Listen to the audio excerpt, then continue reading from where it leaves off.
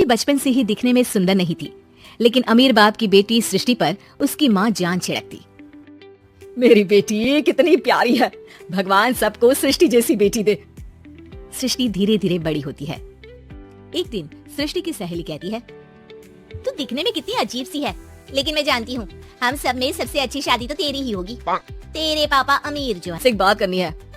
अरे हाँ हाँ करना, मैं तो तेरी बहन हूँ। बहन, मेरी लाइफ में ना एक लड़की है, बहुत अच्छी है। मैं सोच रहा हूँ माँ और पापा से बात करूँ शादी के लिए। सृष्टि को समझ में आ जाता है कि भाई की शादी होते ही भाभी उसे एक दिन भी घर में बर्दाश्त नहीं करेगी। क्या बातें है, और बता नहीं सकते यार, दहेज तो हर कोई देता है, ये क्या ज्यादा ले जाएगी अपने पति के लिए? अरे बड़े शहर में कोठी है इसके पापा की। अरे पापा की है ना, कौन सी इसकी है? इसकी होती तब तो कोई भी लड़का इससे शादी कर लेता। अरे पापा की मतलब पापा की है तो मेरी ही है ना। किसने कहा? अब तेरी तो तब होगी ना जब तेरा भाई ना हो। वैसे भी शादी के बाद सारी प्रॉपर्टी भाई के नाम होती है। सृष्टि समझ जाती है कि उसे किसी भी हालत में माँ बाप की सारी प्रॉपर्टी को अपने नाम करना है, लेकिन कैसे? एक दिन सृष्टि का भाई शीनू कहता है, बहन क्या कर रही है? बताना कौन है वो? यार वो बहुत अच्छी लड़की है, पढ़ी लिखी है, मेरे साथ जॉब भी करती है। बस एक प्रॉब्लम है। हाँ प्रॉब्लम? क्या प्रॉब्लम है भाई? यार वो शादीशुदा है, लेकिन उसके पति ने उसे सिर्फ इसलिए छोड़ दिया क्योंकि उसके माँ बाप दहेज नहीं दे पाए। सृष्टि ये सुनकर न जाने क्यों खुश हो जाती है। अरे भाई तो क्या हुआ, लड़की तुझे तो पसंद है ना? शीनू को लगता है कि बहन उसे समझ रही है। वो इस बात से अनजान होता है कि उसकी बहन की मंशा पूरा घर हड़पने की है। सृष्टि अपनी माँ से कहती है, मम्मी मुझे तो बहुत चिंता है, पता है शीनू क्या कर रहा है? अरे क्या कर रहा है, वो तो काम पर जाता है और वापस घर आता है। नहीं ना माँ, वो यही तो नहीं कर रहा, बाकी सब कर रहा है। आपको पता है उससे प्यार है, और वो भी एक शादीशुदा लड़की से। ये क्या हो गया, मैं सोसाइटी में क्या मुंह दिखाऊंगी? अरे तेरे पापा तो यही कहेंगे कि मैंने ही उसे बिगाड़ दिया है।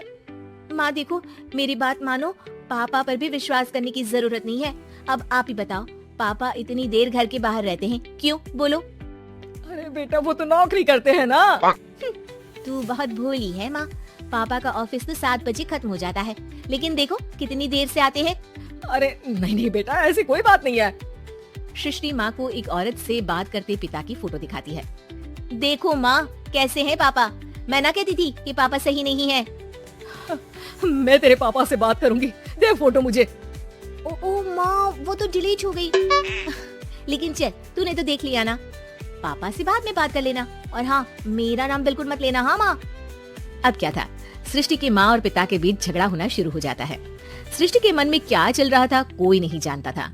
एक दिन, माँ सृष्टि के लिए एक लड़का देखा है, वो लोग शाम को उसे देखने आने वाले हैं। और हाँ माँ, एक खुशखबरी, मैं और पापा मिलकर एक नया बिजनेस ट्राई कर रहे हैं। शाम को लड़का आता है, सांवले रंग का। सृष्टि को तो बिल्कुल भी पसंद नहीं आता।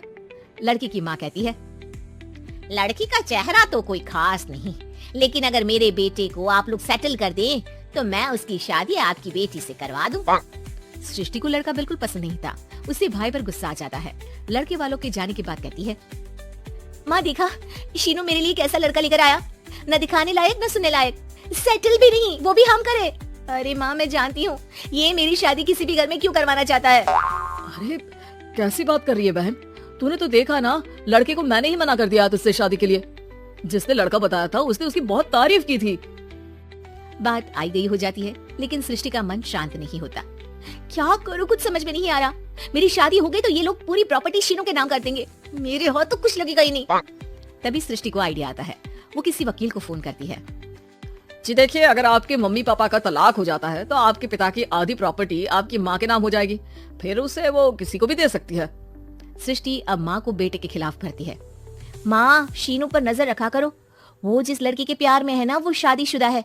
यहाँ आएगी सारा पैसा रुपया जमीन जायदाद सब भड़प लेगी। पापा का भी हाल तुमसे छुपा नहीं है, ऐसा ना हो कि मैं और आप एक दिन सड़क पर भीख मांगे। भगवान, मैं तो जीते जी मर जाऊंगी अगर ऐसा हो गया तो। ऐसा हो गया नहीं माँ, ऐसा ही होगा। अभी समय है, आगे का सोच लो। मैं तो कहती हूँ पापा से आधी प्रॉपर्टी लेकर अलग हो जाओ।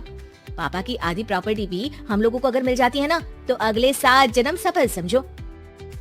बेचारी माँ बेटी के कहने पर पति से तलाक लेकर अलग हो जाती है। सृष्टि अब पैसों से गाड़ी और अपने दूसरे महंगे शौक पूरे करने लगी। उसके दोस्त भी उसके पैसे इस्तेमाल करते। सृष्टि, कल तुम कहाँ थी? मैं सारा दिन घर पर अकेली थी। तो मैं क्या करूं? मैंने ठेका तो नहीं लिया है ना तुम्हें संभालने का। माँ को सृष्टि से ये उम्मीद नहीं थी। वो बैठकर रोने लगती है। वहीं उसका पति यानी कि सृष्टि के पिता आ जाते हैं। मैं जानता था कि तुम्हारा यही हाल होगा, तो आपने मुझे रोका क्यों नहीं? मैं रोकता तो तुम रुकती क्या? सृष्टि के कहने पर तुमने मुझ पर अपने बेटे पर शक किया, लेकिन तुम ये भूल गई कि कैसे हम दोनों ने मिलकर जीवन में इतना सब खड़ा किया।